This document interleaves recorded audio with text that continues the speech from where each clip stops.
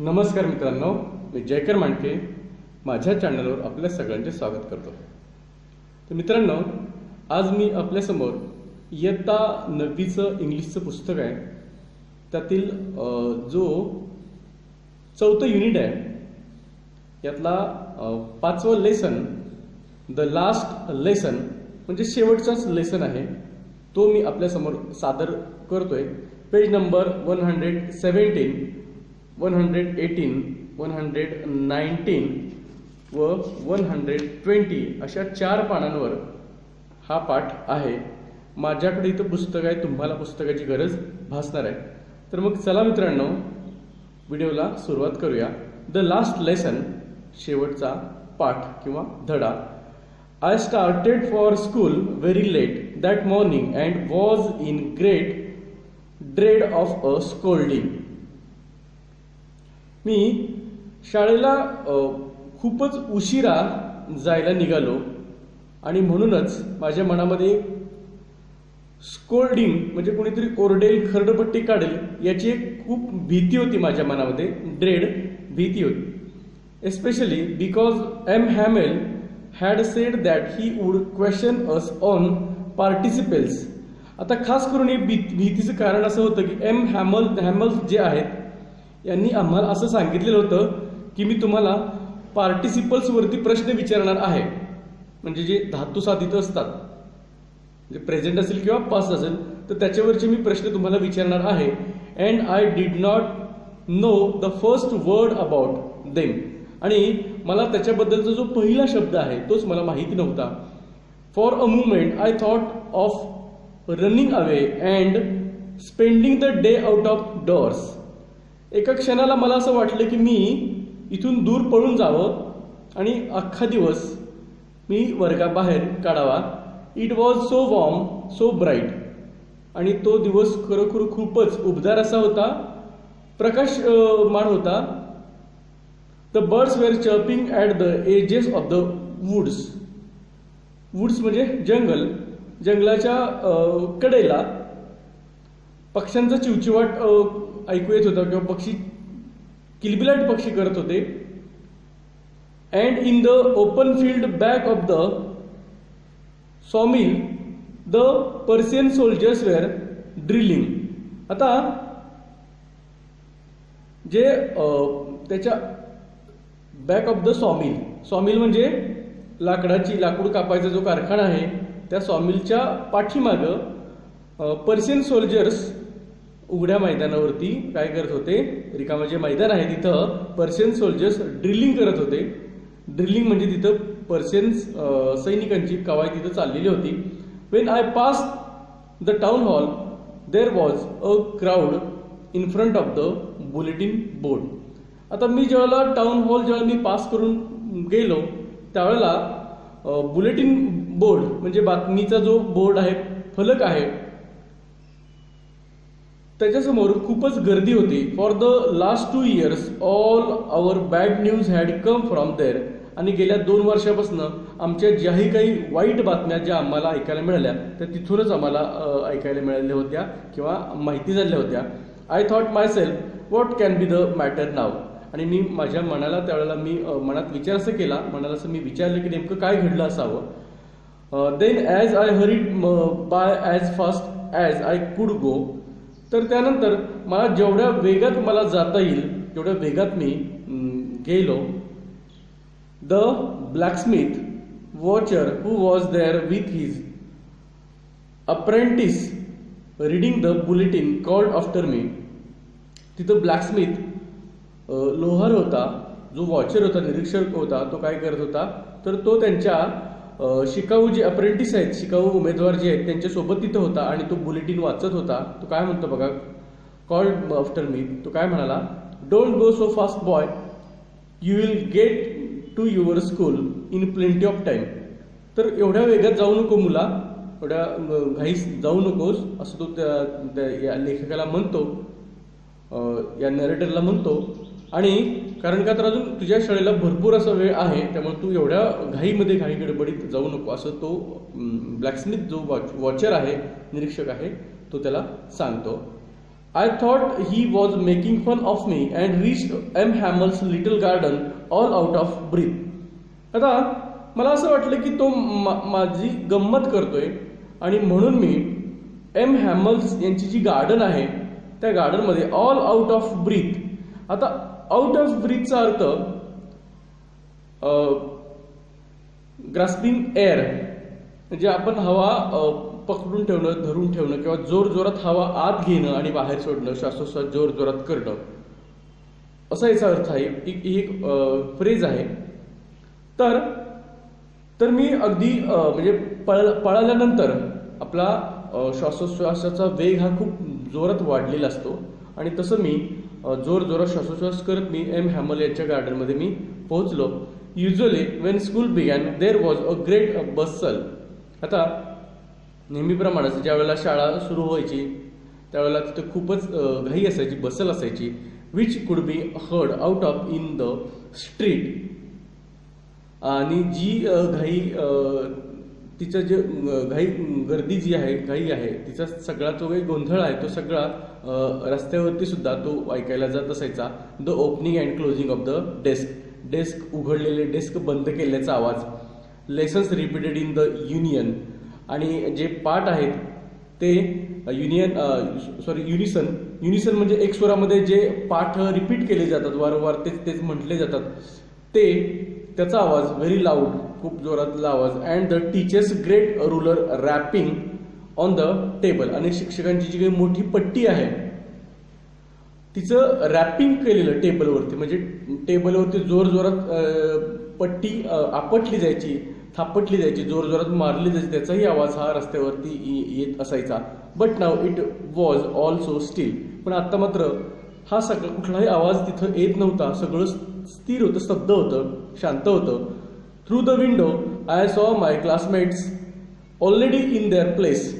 खिडकीमधून मी बघितलं की माझे जे क्लासमेट्स होते ते त्यांच्या जागेवरती बसलेले होते. And M Hamel walking up and down with his terrible iron ruler under his arm. M Hamel हे काय करत होते तर त्यांची ये-जा चाललेली होती, जी त्यांची टेरिबल अशी जी आयर्न रुरल होती, म्हणजे भीतीदायक अशी जी लोखंडी पट्टी होती ती त्यांनी अशी आपल्या दोन हातामध्ये अशी पकडलेली होती आणि काखेमध्ये नाही का, काखेच्या खाली असं पकडलेली होती आणि ते ये-जा करत होते. I had to open the door and go in before everybody. आता मला दरवाजे उघडून सगळ्यांच्या समोर मला तिथं जायचं होतं. You can imagine how blushed and how frightened I was. तुम्ही कल्पना करू शकता की मला त्याची किती लाज वाटली असेल. ब्लस्डचा अर्थ लाज वाटली असेल आणि मी किती घाबरलो असेल याची तुम्ही कल्पना करू शकता. But nothing happen. पण असं काही झालं नाही. M Hamel saw me and said very kindly. M हॅमलनी मला बघितलं आणि अगदी प्रेमळपणे, दयाळूपणे ते मला म्हणाले, go to your place quickly little Franz, we were beginning without you.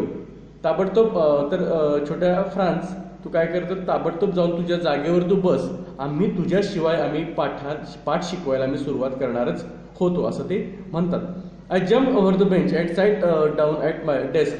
Wien I had got a little over my fright I saw that our teacher had on his beautiful green coat. आता बघा, मी पटकन उडी मारून मी माझ्या जागेवरती जाऊन बसलो आणि मी माझ्या ओव्हर माय फ्राईट, मी माझ्या जी मनामध्ये भीती होती या भीतीतून बाहेर पडत होतो, भीती माझ्या मनातून ती जात होती. तेवढ्यातच मी आमच्या शिक्षकांना त्यांच्या सुंदर हिरव्याशा कोट घातलेले मी त्यांना पाहिलं. His frilled shirt. फ्रिल्ड या शब्दाचा अर्थ चुन्या असलेल्या किंवा घडे असलेला shirt. And the little black silk cap. आणि त्यांची छोटी काळी सिल्कची टोपी. All embroidered. आणि जिला एम्ब्रॉयडरीड केलं होतं म्हणजे नक्षीकाम किंवा भरतकाम केलेलं असं होतं ते. That he never wore except on inspection and prize day. तर हा जो त्यांचा कपडे ड्रेस होता ते फक्त ते कधी घालायचे, एक्सेप्ट या शब्दात अपवाद असणं, फक्त इन्स्पेक्शन डेला आणि अपवाद आणि प्राइज डेलाच ते हे घालत असायचे. ते कधीही घालत नसायचे. हा हा हा त्यांचा जो ड्रेस होता, ती टोपी आणि तो कोट, हे फक्त आणि फक्त ते इन्स्पेक्शनच्या आणि प्राइज डिस्ट्रीब्युशन डेच्याच दिवशी ते घालत असायचे. Besides the whole school seem so strange and solemn. आता याशिवाय अख्खी शाळा ही एकदम एकच स्ट्रेंज वाटत होती, म्हणजे विचित्र अशी वाटत होती, आणि सॉलम म्हणजे गंभीर अशी वाटत होती. सिरियस, सॉलमचा अर्थ serious. But the thing that surprise me most was to see. आता on the back benches the village people sitting quietly like ourselves. आता यापेक्षा अजून मला सगळ्यात जास्ती आश्चर्य वाटलं ते कशाचं, तर आमच्या पाठीमागं गावातली मंडळी ही आमच्या पाठीमागं बेंचवरती बसलेली होती. ऑन द बॅक बेंचेसवरती, आमच्या मागच्या बेंचेसवरती गावातली मंडळी बसलेली होती. Old Hauser with his 3 cornered hat. आता वृद्ध असे हाऊजर होते की ज्यांनी त्यांचे 3 कोपरे असलेली त्यांनी हॅट घातलेली होती. द फॉर्मर मेयर होते ते. The former post master, farmer म्हणजे माजी, म्हणजे आता नाही ते माजी, म्हणजे या अगोदर होते त्या पदावर ते, तर माजी पोस्ट मास्टर सुद्धा होते. And several others besides. आणि याशिवाय अनेक मंडळी होती. Everybody looked sad. यातला प्रत्येक जण हा दुःखी वाटत होता. While I was wondering about it all, M Hamel mounted his chair.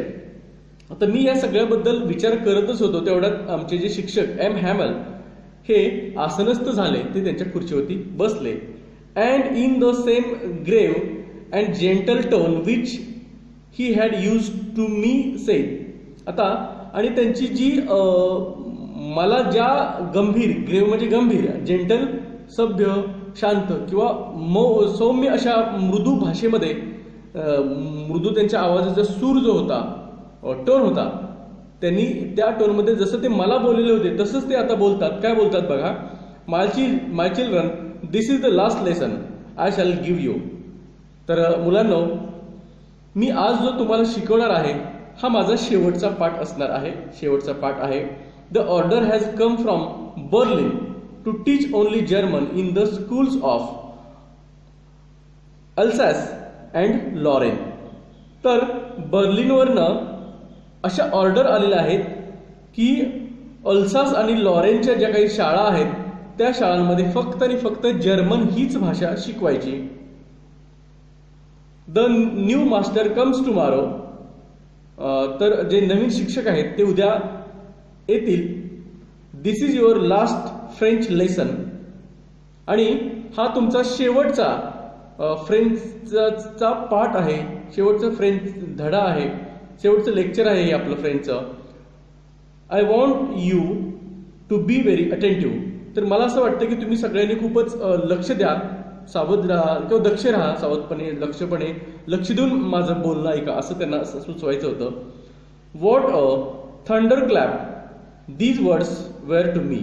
तर बघा, तर हे जे शब्द होते हे माझ्यासाठी अगदी आकस्मिकपणाचे होते, अकल्पित किंवा अघटित अशा स्वरूपातले हे शब्द माझ्यासाठी होते, असं इथं ते नरेटर सांगतायत. Oh oh oh that was what they had put up at the town hall. अच्छा, आणि म्हणूनच मग त्यांनी हे जे सगळं जे लेक्चर अरेंज केलेलं होतं ते कुठं, तर टाउन हॉलमध्ये घेतलेलं होतं. My last French lesson why I hardly knew how to write. आता तर मग हा माझा शेवटचा फ्रेंचचा तास होता.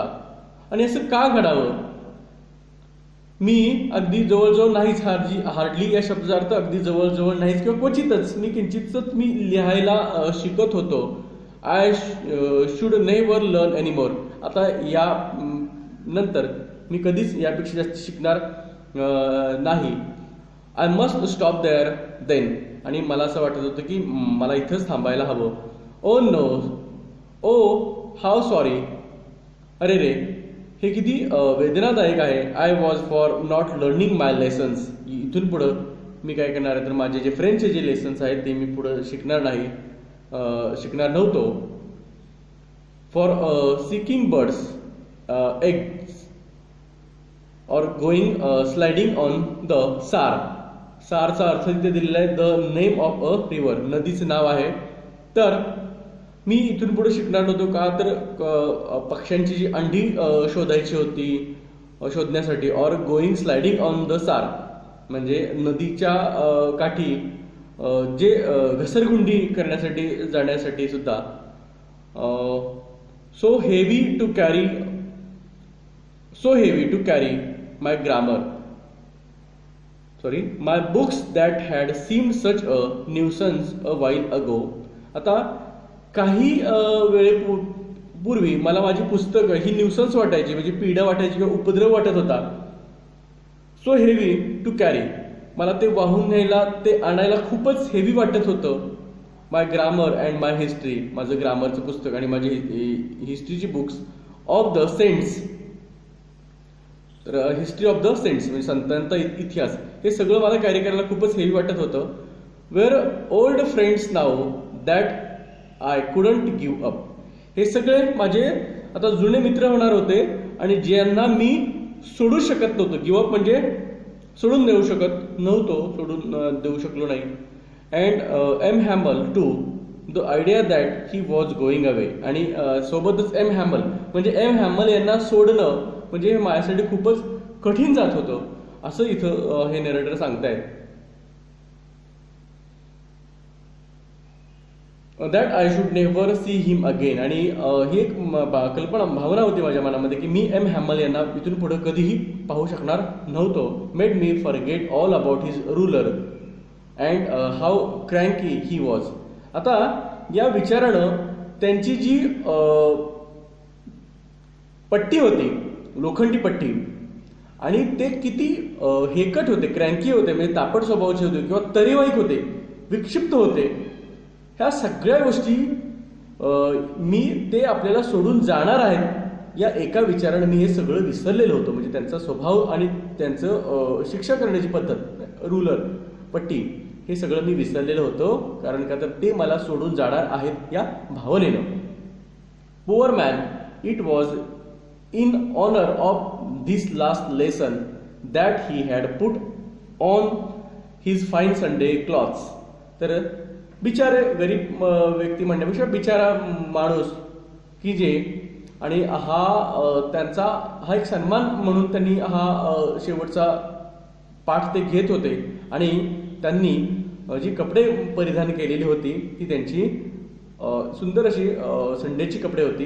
And now I understood why the old men of the village were sitting there in the back of the room.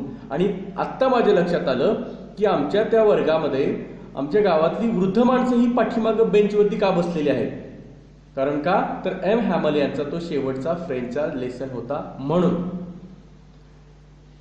It was because they were sorry. कारण का तर त्यांना सुद्धा याचं दुःख वाटत होतं, ते दुःखी झाले होते. Sorry to that they had not gone to school more. यानंतर त्यांना परत कधीही यापुढे त्यांना शाळेत जाता येणार नव्हतं. It was their way of thanking our master for his 40 years of faithful service. आता हा आमचे जे मास्टर एम हॅमल यांनी त्या शाळेमध्ये 40 वर्षांची सेवा केलेली होती आणि या 40 वर्षांच्या सेवेबद्दल त्यांना निरोप देण्याची त्यांची एक वेगळी पद्धत म्हणून आमच्या गावातली माणसं आमच्या शाळेच्या वर्गाच्या मागची जी काही बेंचेस होते तिथे येऊन ती वृद्ध माणसं बसलेली होती. And of showing their respect for the country that was theirs no more. आणि त्या देशाला जो त्यांचा यापुढे त्यांचा देश नसणार आहे त्या देशाबद्दलचा एक रिस्पेक्ट त्यांना तिथे दाखवायचा होता. म्हणजे बघा जर्मन भाषा इथून पुढे सुरू होणार आहे.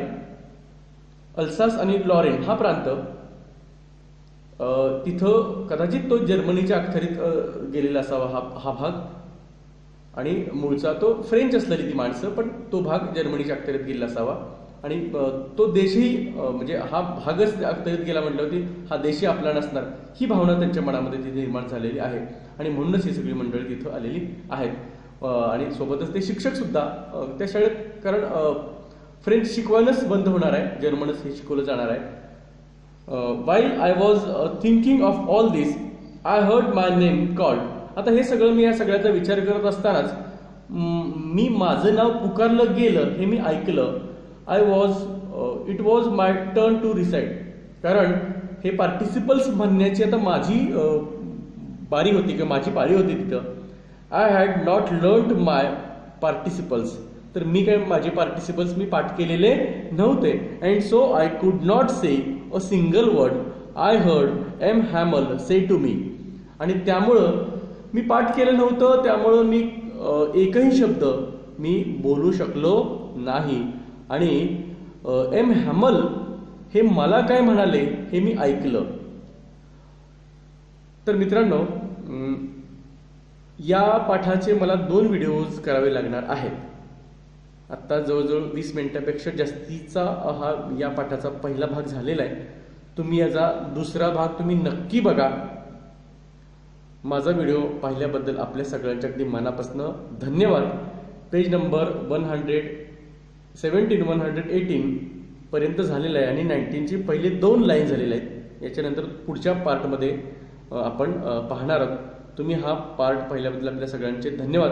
मित्रांनो, माझ्या व्हिडिओला लाईक करा, माझा चॅनल सबस्क्राईब करा, माझ्या व्हिडिओला शेअर करा आणि अगदी नक्की याचा पुढला पार्ट मात्र तुम्ही नक्की बघा. मी इथंच थांबतो मित्रांनो. धन्यवाद.